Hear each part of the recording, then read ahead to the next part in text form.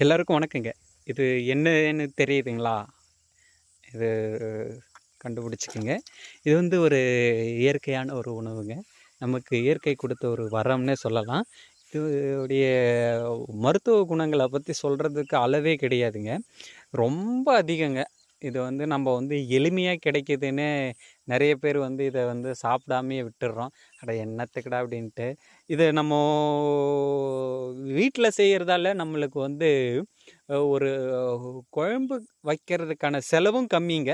அதே சமயத்தில வந்து நீங்க வைக்கிற குழம்போட இது வந்து ரொம்ப அதிகமா உங்களுக்கு சக்தி குடுக்குங்க. இது வந்து நம்ம வந்து சாப்பிட்ணும். இது பேர் வந்து புளிச்சக்கீரைங்க.